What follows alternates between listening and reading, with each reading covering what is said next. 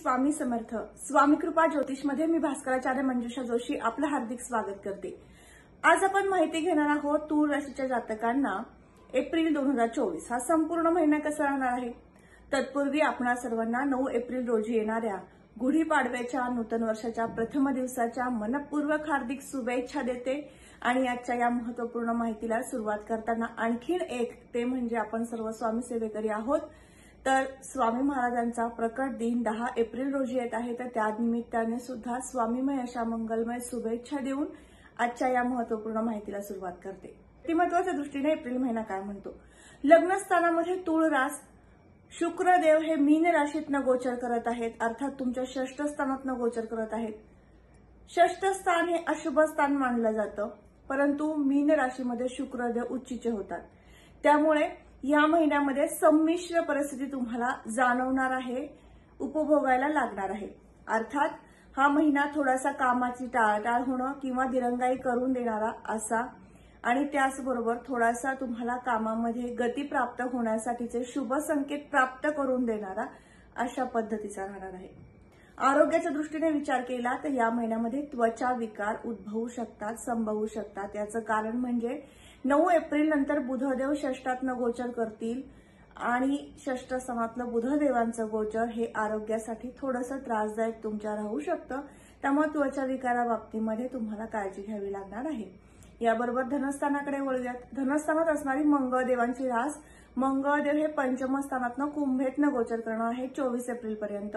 त्यामुळे तोपर्यंतचा कालावधी हा तुमच्यासाठी थोडासा धनसंचयाच्या बाबतीने मध्यम स्थिती दर्शवतो. पंचम स्थान हे गुरुदेवांचं स्थान आहे. या ठिकाणी मंगळदेव जेव्हा जातात त्यावेळेस लाभ प्राप्त करून देतात, परंतु शनिदेवांच्या युतीत असणारे मंगळदेव थोड्याफार प्रमाणात तुम्हाला पैशाचे फायनान्शियल प्रॉब्लेम्स निर्माण करून देऊ शकतात. म्हणूनच या महिन्यामध्ये गुंतवणूक करताना बारकाईने चौकशी करून किंवा जास्त योग्य पद्धतीने हा व्यवहार होतोय की नाही याची काळजी घेऊनच व्यवहार करावा.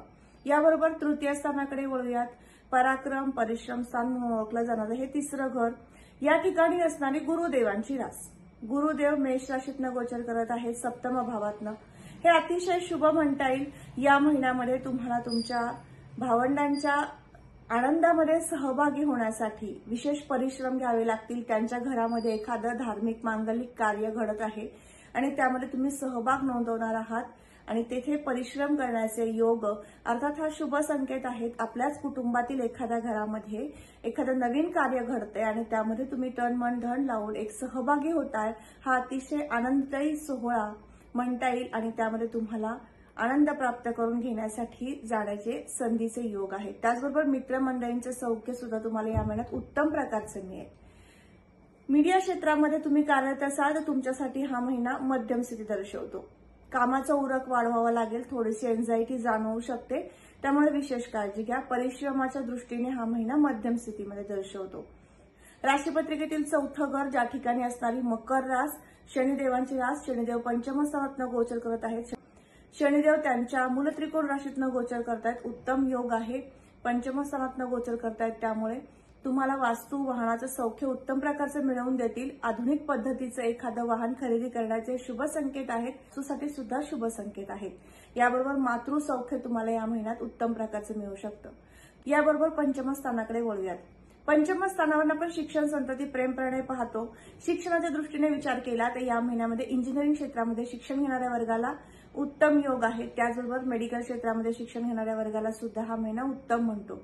याचबरोबर स्पर्धात्मक परीक्षा ज्यांना द्यायच्या आहेत त्यांच्यासाठी सर्वप्रथम तुम्हाला विशेष शुभेच्छा आणि या महिन्यामध्ये तुम्हाला थोडासा अभ्यासाकडे विशेष लक्ष द्यावं लागणार आहे. हा तुमच्यासाठी स्पर्धात्मक परीक्षेचा काळ जवळ येणारा अगदी शेवटचा महिना सुद्धा म्हणता येईल की तुम्ही आता पुढच्या महिन्यात परीक्षा देणार आहात, तर नक्कीच तुमच्यासाठी हा महिन्यामध्ये जास्तीत जास्त अभ्यासाकडे लक्ष देणं, दुर्लक्ष विचलित होणं असे काहीसे अशुभ संकेत या महिन्यात आहेत हे नंतर. त्यामुळे विशेष काळजी घ्या. अभ्यासाकडे जास्तीत जास्त लक्ष कसं राहील या दृष्टीने विचार करा. त्याचबरोबर कायद्याचं शिक्षण घेणाऱ्या वर्गाला हा महिना उत्तम म्हणता येईल. शिक्षक वृंदांसाठी सुद्धा हा महिना अतिशय उत्तम आहे. या महिन्यामध्ये प्रेम प्रणयाच्या दृष्टीने विचार केला तर या महिन्यामध्ये तुमच्या प्रियकर किंवा प्रेयसी यांच्यासोबत थोडंसं आर्ग्युमेंट होण्याची शक्यता आहे. याचं कारण म्हणजे शनी मंगळ युतीमध्ये पंचम स्थानात 24 एप्रिल पर्यंत आहे. मंगळदेव 25 एप्रिल नंतर पुढील राशीत मीन राशीतनं षष्ठातनं गोचर करतील, परंतु तत्पूर्वी तुम्हाला थोडंसं तुमच्या प्रियकर किंवा प्रेयसी सोबत एखाद्या जुन्या विषयाकडे घेऊन जाणारा, विषय वाढवणारा काळ हाच तो एप्रिल महिना म्हणता येईल. त्यामुळे विशेष काळजी घ्या. नात्यामध्ये दुरावा येणार नाही या पद्धतीने जास्तीत जास्त संवाद करा. एकमेकांना समजून घेण्याचा जास्त प्रयत्न करू शकता. षष्ठ स्थानाकडे वळूयात. ज्यांचे खरेदी विक्रीचे व्यवसाय आहेत त्यांच्यासाठी या महिन्यातील 14 एप्रिल पर्यंतचा काळ मध्यम स्थिती दर्शवतो. तदनंतर मात्र तुम्हाला उत्तम प्रकारे यश संपादन होऊ शकतं. खरेदी विक्री व्यवसायामध्ये कन्स्ट्रक्शन संदर्भातील कामे तुमची काही रखडलेली असतील, काही महत्वाचे तुम्हाला पूर्ण कॉन्ट्रॅक्ट तुम्हाला मिळणार होतं आणि अगदी जवळच येऊन ते थांबलं होतं, ते कार्य पूर्ण होत नव्हतं, तर ते कार्य आता संपन्न होऊ शकतं 14 एप्रिल नंतर.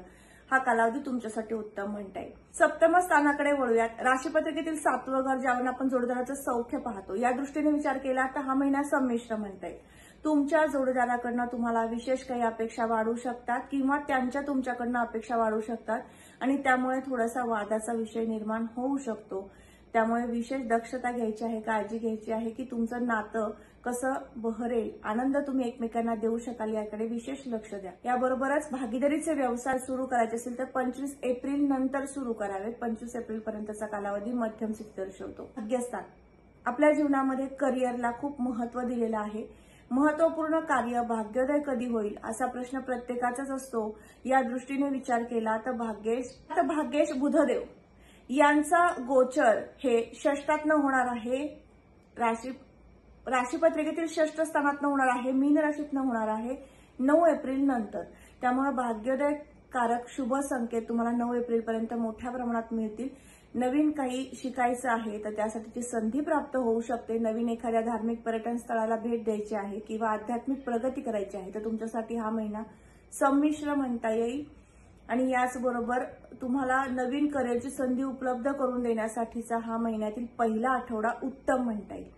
याचबरोबर तुम्हाला या महिन्यामध्ये बुधदेवांची उपासना चालू ठेवायची आहे. व्यंकटेश स्तोत्र वाचनात ठेवायचं आहे. विशेष म्हणजे मनोइच्छित कार्य संपन्न होण्यासाठी, करिअरची संधी प्राप्त होण्यासाठी व्यंकटेश स्तोत्राचं पठण नक्की करत चला. या स्थानावरून आपण व्यवसाय योग पाहतो. व्यवसायाच्या दृष्टीने विचार केला तर कागद, कापड, द्रवपदार्थासंदर्भातील व्यावसायिक वर्गाला हा महिना उत्तम म्हणता येईल. दुग्धजन्य पदार्थांसंदर्भातील व्यावसायिक वर्गाला हा महिना लाभदायकच म्हणता येईल. त्याचबरोबर कॉस्मेटिक, रबर, प्लास्टिक या संदर्भातील व्यावसायिक वर्गाला हा महिना संमिश्र जाणार आहे. थोड्याफार प्रमाणामध्ये या महिन्यामध्ये व्यवसायासाठी कर्ज होऊ शकतं किंवा कर्ज घेण्याची वेळ येऊ शकते. अशा पद्धतीचे योग आहेत. याबरोबरच लाभस्थानाकडे वळूयात. लाभस्थानामध्ये असणारी रविदेवांची रास हे कन्या गोचर करत आहेत 14 एप्रिल पर्यंत. 15 एप्रिल नंतर ते पुढील राशीमध्ये गोचर करतील, अर्थात मेष राशीतनं गोचर करतील, उच्च होतील, अर्थात तुम्हाला लाभ प्राप्त करून देणारा किंवा एखाद्या व्यवसायासाठी तुम्हाला कर्ज घ्यायचं असेल तर त्यासाठीचं कार्य संपन्न करून देणारा कालावधी 14 एप्रिल नंतरचा दर्शवतो. 14 एप्रिल पर्यंत अडचणी येऊ शकतात. एखादी मोठी गुंतवणूक करण्याची संधी येईल पण त्यासाठी आर्थिक अडचणी निर्माण होतील. असा काहीसा काळ पहिला पंधरवडा दर्शवतो. दुसऱ्या पंधरवड्यामध्ये उत्तमरित्या तुम्हाला तुमचं कार्य संपन्न झालेलं दिसून येईल. त्याबरोबरच आता आपण 12व्या घराकडे जाऊयात. 12व्या स्थानावरनं आपण पाहतो परदेशात जाण्याची संधी आहे का. या ठिकाणी असणारी बुधदेवांची रास. एप्रिलपर्यंत बुधदेव सप्तम भावातनं मेषेतनं गोचर करतील. त्यानंतर ते षष्ठ स्थानात जातील. षष्ठ स्थानातनं ते मीन या राशीतनं गोचर करतील. निचीचे होतील, परंतु तुम्हाला संधीचा लाभ करून घ्यायचा आहे. तुम्हाला बाहेर देशात जाण्याचे योग घडून आणतील. अनंत अडचणीतनं पण योग हा पूर्णपणे तुमच्या जन्मलग्न कुंडलीप्रमाणे जर सुरू असेल तर नक्कीच तुम्हाला ती संधी प्राप्त करून देण्यासाठीचा हाच तो शुभ संकेत म्हणता येईल या महिन्यामधला.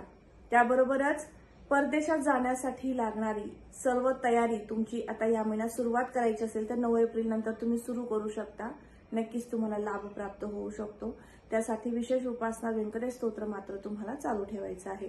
खर्चाच्या दृष्टीने विचार केला तर हा महिना संमिश्र म्हणता येईल. एखाद्या महत्वपूर्ण कार्यामध्ये गुंतवणुकीसाठी सकारात्मक खर्च आणि त्याचबरोबर काही अंशी एखाद्या व्यवसायासाठी किंवा इतर काही महत्वपूर्ण कार्यासाठी कर्ज घेण्याचे सुद्धा योग आहेत. त्यामुळे अशा पद्धतीने हा योग संमिश्र पद्धतीने खर्च योग दर्शवतो या महिन्यामधला. त्याबरोबरच परदेशात जाण्यासाठी लागणारी सर्व तयारी तुमची आता या महिन्यात सुरुवात करायची असेल तर 9 एप्रिल नंतर तुम्ही सुरू करू शकता. नक्कीच तुम्हाला लाभ प्राप्त होऊ शकतो. त्यासाठी विशेष उपासना व्यंकटेश स्तोत्र मात्र तुम्हाला चालू ठेवायचं आहे. खर्चाच्या दृष्टीने विचार केला तर हा महिना संमिश्र म्हणता येईल. एखाद्या महत्त्वपूर्ण कार्यामध्ये गुंतवणुकीसाठी सकारात्मक खर्च आणि त्याचबरोबर काही अंशी एखाद्या व्यवसायासाठी किंवा इतर काही महत्त्वपूर्ण कार्यासाठी कर्ज घेण्याचे सुद्धा योग आहेत. त्यामुळे अशा पद्धतीने हा योग संमिश्र पद्धतीने खर्च योग दर्शवतो. आता आपण पाहणार आहोत ज्या वधूवरांना विवाह करायचा आहे अशा तूळ राशीच्या जातकांना हा महिना काय म्हणतो. या महिन्यामध्ये गुरुदेवांची स्थिती पाहता गुरुदेव सप्तम भावातनं गोचर करत आहेत. शुभ संकेत आहेत. या महिन्यामध्ये तुम्ही विवाहाच्या कार्याला नक्कीच सुरुवात करू शकता. तुमचं विवाहाचं कार्य संपन्न करून देण्यासाठी गुरुदेवांची विशेष कृपा. गुरुदेव जेव्हा सप्तम भावातनं गोचर करतात त्यावेळेस तुम्हाला शुभ संकेत प्राप्त करून देतात. वधूवरांसाठी उत्तम कालावधी म्हणता येतो. त्यामुळे नक्कीच प्रयत्न करू शकता. विवाह योग पाहिला गेला तर तुमच्या जन्मलग्न कुंडलीप्रमाणे जर पाहिला तर नक्कीच अधिक माहिती देता येऊ शकते. पण राशीपत्रिकेप्रमाणे तुम्हाला या महिन्यामध्ये विवाहाचे शुभ संकेत आहेत. तर आता आपण उपासनेकडे वळूयात. कारण उपासनेची जोड दिली तर नक्कीच आपण शुभ कार्यामध्ये नक्कीच आपल्या घरामध्ये एखादं मांगलिक कार्य घडून येऊ शकतं आणि त्या मांगलिक कार्यासाठी लागणारा पैसा अर्थात आर्थिक स्थिती उत्तम राहण्यासाठी सुद्धा मदत होऊ शकते. तर यासाठी तुम्हाला या संपूर्ण महिनाभर बुधदेवांची विशेष उपासना करायची आहे. बाहेर राज्यात जायचे, बाहेर देशात फिरायचंय तर नक्कीच तुमच्यासाठी बुधदेवांची उपासना चालू ठेवणं गरजेचं ठरेल. म्हणजेच व्यंकटेश स्तोत्र वाचन करा किंवा बुधदेवांचा रीम बुधाय नमः हा जप 108 वेळा केला तरी सुद्धा चालू शकेल.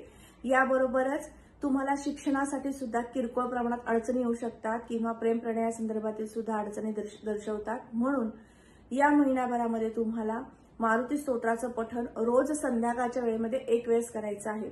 तर आज आपण कुठली उपासना करायची आहे आणि का याचे कारण जाणून घेतलं. तर हा महिना संमिश्र पद्धतीचा तुमच्यासाठी आहे. या महिन्यामध्ये विशेष काळजी घ्यायची आहे. उपासनेकडे लक्ष द्यायचं आहे. तोपर्यंत आपली रजा घेते. तुम्ही आपल्या चॅनलवर नवीन असाल नक्की सबस्क्राईब करायला विसरू नका. बेल आयकॉनला क्लिक करा आणि त्याचबरोबर चॅनलला भेट द्या. यावर अनेक व्हिडिओ अपलोडेड आहेत जे तुम्हाला महत्त्वपूर्ण माहिती सांगणारे आहेत. नक्कीच भेट द्या. पुन्हा भेटूयात. श्री स्वामी समर्थ. जय जय स्वामी समर्थ. रामकृष्ण हरी.